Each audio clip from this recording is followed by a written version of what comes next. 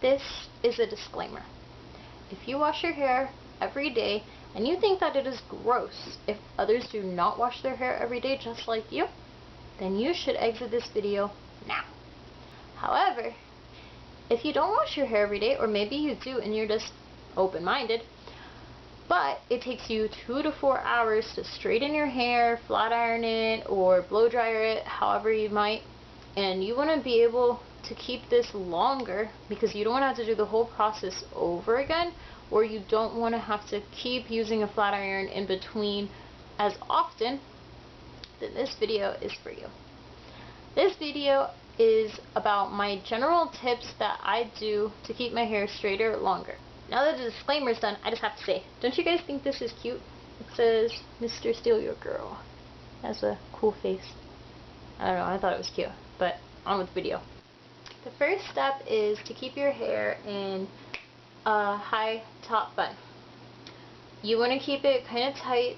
I know this isn't too tight, and you can braid it and then twist it into a bun, do 2 braids, twist them into buns, however you like.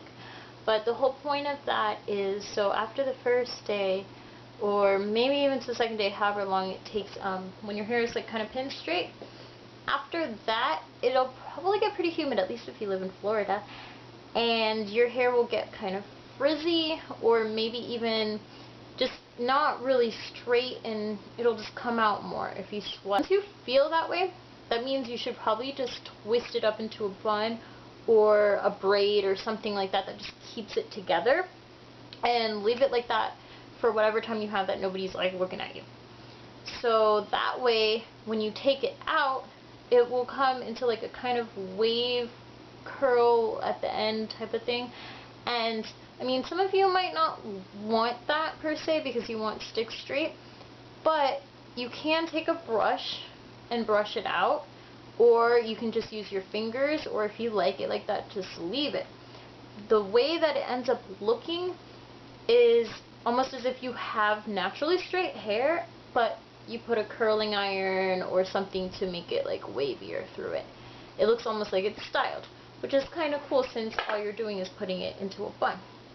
And it also keeps your ends from fuzzing out, or if you have damaged split ends, it keeps them kind of together in some pattern, which keeps happening to me. So it just looks a lot healthier. Now, my second tip is to wear a headband when you wash your face. Okay, that seems kind of obvious, but some people don't do it, so I made sure I put that in there. The way that this looks when you take it out of the top bun, I'll show you right now. This. Just take it out, and depending on what your part is, I don't know if you have a middle part or a side part, and it comes out looking like so. You can leave it like this, you can put your fingers through it, kind of just like run it to get a little bit of the curls out. I don't have a mirror behind me, so I don't even know what I look like right now, but since I've done this so many times before, I'm pretty sure it's decent. But you can just run your fingers through it a little bit if you don't want it to be, I don't know, like too done looking, I guess. But it just kind of gives them like healthier looking ends, and you don't notice the split ones so much. Third tip. Okay, shower cap. Another one that seems obvious, but I know a lot of people don't like to wear shower caps. Or they will get the really thin shower caps that you use when like coloring your hair or going under the dryer. You know, the really thin ones that like tear easily. Those aren't good, because if you use those, then you're going to have to use other things such as scarves or something as a second layer of defense when you go in the shower, because they're not going to cover all of your hair. If you get something like this that is nice and thick, so it's not easy to break, you see this? There's no tears, no nothing, and it's also big, so it holds all of your hair, then you won't have to use something else. You don't have to worry about it. It's just easier to think of. And I mean, shower caps really aren't too expensive. This, I think, is from Avon, and I know it's not the most attractive thing in the world. Number 4 was, after it's been a while, whenever that is for you, you can try switching up your part. Like if you have it here, you can switch it to dead center, switch it to this side or this side. The reason why I'm saying this is because if you have a dry scalp like mine, it won't take much, but like maybe 3 to 4 days before you start getting some flakes up here. And yes, you have to stretch them out, brush out your hair before you go to bed, you know, that's something to mention. You need to brush out your hair before you put it in the bun, when you're going to bed at least. So you can switch the part to try to hide any flakes or dandruff or whatever you might get.